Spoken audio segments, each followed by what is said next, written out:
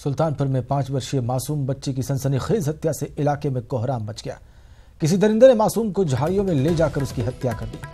आशंका जताई जा रही है कि मासूम बच्ची के साथ दुष्कर्म भी किया गया है। घटना पयागपुर चक्का गांव की है। बच्ची घर से बाहर खेलने निकली थी, बहुत देर बाद नहीं लौटी तो परिजनों ने खोजबीन शुरू की और इसी दौरान जंगल में चरवाहे की नजर बच्ची के शव पर पड़ी और तब जाकर इस वारदात का पता चला। कपड़े तो नहीं फटे थे, लेकिन जो बिटिया लहंगी पहनी हुई थी उस लहंगी को उतार करके उसी लहंगी से उसका गला बांधा हुआ था, जकड़ा हुआ था। दिखाई नहीं पड़ी तो अपने भैया को भेजे कि भैया जाओ हेर लाओ, तो गए कहीं नहीं पाए। तो फिर मेरे मामू कहे कि कोई लड़की के वहीं मार के कोई डाला है, जाओ देख लो, 5 साल की है। तो वही देखे तो कि अब मेरी वही बहनी है छोटी वाली, तो फिर छुए नहीं। वहाँ पुलिस सब आ गए थे, हर जगह पता चल गए। इधर यूपी के रामपुर में प्रधानपति हरपाल सिंह की हत्या में फरार चल रहे इनामी बदमाश मनप्रीत सिंह ने खुदकुशी कर ली। मनप्रीत ने उत्तराखंड के रुद्रपुर जिले में फांसी लगाकर आत्महत्या कर ली। उसका शव अर्धनग्न अवस्था में पेड़ से लटका मिला। पिछले साल रामपुर के थाना बिलासपुर क्षेत्र में बोलेरो गाड़ी में बैठे डंडिया गांव के प्रधानपति हरपाल सिंह पर गोली बरसाकर हत्या कर दी गई थी। पुलिस ने मृतक प्रधानपति के भाई की तहरीर पर 10 लोगों के खिलाफ रिपोर्ट दर्ज की थी।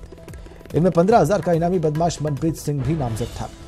हत्या के बाद से ही आरोपी फरार था। इसमें गत वर्ष अप्रैल माह में एक हत्या हुई थी, जिसमें कि यह अभियुक्त मनप्रीत वांछित था और इस पर पुलिस द्वारा 15,000 रुपये का इनाम भी घोषित था। इसने रुद्रपुर में एक थाना क्षेत्र में स्वयं पेड़ से लटक कर आत्महत्या कर ली है। पोस्टमार्टम में इसमें हैंगिंग आया है। इसमें आगे जानकारी की जा रही है कि इन परिस्थितियों में इसने आत्महत्या की है और इसके साथियों की अभी तलाश जारी है पुलिस के द्वारा। अब एक ऐसा होना जिसकी आंखें तो हैं, लेकिन वो इस दुनिया को कुछ अलग नजरिए से देखता है, जिसका निशाना है सबसे सटीक, जो है सबसे अलग। एक ऐसे ही बच्चे की खासियत हम आपको बताने वाले हैं इस रिपोर्ट में।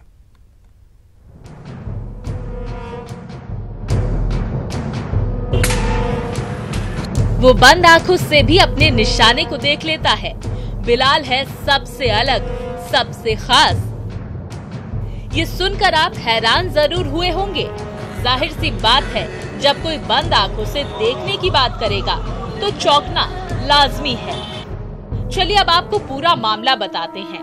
आंखों में काली पट्टी बांधे ये छोटा सा बच्चा बिलाल खान है। बिलाल उरई के गणेशगंज में रहता है और बिलाल की खासियत उसे पूरी दुनिया से अलग बनाती है और उसकी वो खासियत है बंद आंखों से सारा काम करना। यकीन नहीं आता तो जरा देखिए इस नन्हे उस्ताद का ये कारनामा। देखिए कैसे बिलाल की आंखों को काली पट्टी से बांधा गया है।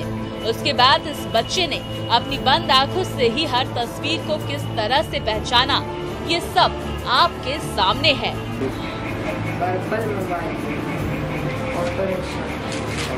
बिलाल का कहना है कि उसे इस बात की जानकारी 1 साल पहले तब हुई जब वो मेडिटेशन क्लास कर रहा था और शुरुआती दिक्कतों के बाद वो आसानी से सभी काम करने लगा। ये सब मेडिटेशन करके हम लोगों ने सीखा है और भी हम लोग के सब दोस्त थे, सबने सीखा है। और ये मेडिटेशन है, योगा है और प्रैक्टिस करी है और कुछ डांस वांस है, तो ये पूरा ध्यान मेडिटेशन का है। बिलाल के इस कारनामे के बाद जहां लोग हैरान हैं, तो वहीं हर कोई उसकी इस खासियत की तारीफ भी कर रहा है। वहीं बिलाल का कहना है कि वो बड़ा होकर वैज्ञानिक बनेगा और देश के लिए कुछ अलग करेगा। बड़े होकर मैं साइंटिस्ट बनना चाहता हूँ और मतलब देश के लिए कुछ ऐसी एक अच्छी चीज बनाना चाहता हूँ जो मतलब देश के लिए बहुत, जो नहीं हो पा रहा है देश के लिए, ऐसी मशीन जिससे मतलब देश को बिल्कुल भी दिक्कत ना आए। बिलाल के पिता का कहना है कि कुछ वक्त तक उन्हें भी इस बात को देखकर हैरानी थी कि आखिर बिलाल ऐसा कैसे कर लेता है, लेकिन बाद में उन्हें बिलाल की इस खासियत पर बहुत जल्द ही यकीन हो गया। ये हमारे बच्चे में ये जो आई है, ये हमें भी नहीं मालूम कि क्या विज्ञान है या इसका ये, लेकिन ये बहुत प्रैक्टिस करता है और हमें उम्मीद तो इससे बहुत है। बिलाल के ट्रेनर का कहना है कि बच्चों में 5 से 15 साल की उम्र में मेडिटेशन और योग करने से इस तरह के लक्षण आ सकते हैं। मोटिवेशन और कुछ एक्सरसाइजेस करवाएं इसके बाद वो ये आँख में पट्टी बंद करके जो देखने वाला उसके अंदर आ गया है और वो देख सकता है कुछ भी। तो है ना बिलाल सबसे अलग, सबसे हटके। प्रशांत बनर्जी, न्यूज़ 18, जालौन। अब बुलेटिन बात एक ऐसी खबर की जिसे देखकर आप सन्न रह जाएंगे। आज हम आपको दिखाने जा रहे हैं मौत के सौदे का एक्सक्लूसिव वीडियो।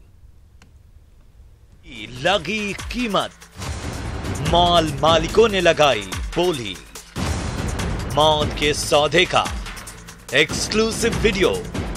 एक जिंदगी की कीमत 5 लाख। वीडियो देख सन्न रह जाएंगे आप। देखिए इन तस्वीरों को। ये जो लोगों के हाथों में पैसों की गड्डी है, ये उस मौत की कीमत है जो 4 दिन पहले हल्द्वानी में हुई थी। 4 दिन पहले मॉल निर्माण के दौरान 3 मजदूरों की कंटेनर के नीचे दबकर जान चली गई थी। हादसे के असल 6 गुनहगार भले ही पुलिस की पहुंच से दूर हों, लेकिन जिला प्रशासन ने इन गुनहगारों को मौतों का सौदा करने का पूरा मौका दे दिया है। आप तस्वीरों में देख सकते हैं मौत के सौदे की ये तस्वीरें। आप देख सकते हैं कि किस तरह पुलिस और प्रशासन की मौजूदगी में खुलेआम मौत की कीमत तय हुई। इन लोगों के हाथ में मौजूद नोटों के ये बंडल दरअसल ये उन 3 मरहूम मजदूरों के अभागे घर वाले हैं जिनसे इन मौत के सौदागरों ने कैश में मौत की फाइनल डील तय की है और एक जिंदगी की कीमत लगी है 5 लाख। परिजनों को कुछ मुआवजे दिए गए हैं और जहां तक पुलिस का सवाल है तो पुलिस ने एफआईआर दर्ज कर ली है, अपनी कार्रवाई कर रहे हैं। मजिस्ट्रेट जांच के आदेश जिलाधिकारी महोदय द्वारा दे दिए गए हैं। उसमें भी विज्ञप्ति जारी की जाएगी। सभी संबंधित पक्षों के बयान लिए जाएंगे, सभी अभिलेख एकत्र किए जाएंगे तो अनुसार उसमें जांच आख्या जिलाधिकारी महोदय की कार्रवाई के लिए प्रेषित की जाएगी। जिस तरीके से प्रशासन के माध्यम से खुलेआम पैसे देने के 5 लाख रुपए जो मौत की कीमत तय की गई, वो बहुत बड़ा दुर्भाग्यपूर्ण है। उस मॉल में जो 3 मजदूरों की मौत हुई है, उसके लिए असली जो मौत के सौदागर हैं, वो पुलिस के चंगुल से बाहर है, प्रशासन की पकड़ से बाहर है। मौत के मंजर के गवाह रहे मजदूरों को भी 10-10 हजार रुपए थमा दिए गए। आप खुद सुनिए। अब तुम्हें मुआवजा कौन दे रहा है? धनंजय। कितने दे रहे हैं? 16 लाख। काय के लिए दे रहे 16 लाख? 5 लाख है तीनों लोगों की। हाँ। और 1 लाख है पूरे जैसे लेबर 10 लोगों की। अच्छा। 10-10 हजार। निर्माणाधीन मॉल के 6 मालिकों को 4 दिन बाद भी पुलिस गिरफ्तार तो दूर, इनके नाम एफआईआर तक दर्ज नहीं कर पाई है। पुलिस केवल मुंशी को जेल भेज अपनी पीठ थपथपा रही है। न्यूज़ 18 के लिए शैलेंद्र नेगी की रिपोर्ट। और उत्तराखंड में अल्पसंख्यक अफसरों की भर्ती होने जा रही है। न्यूज़ 18 ने अफसरों की कमी का मुद्दा कई बार सरकार के सामने उठाया था। हमारी देहरादून से आ रही है रिपोर्ट देखिए।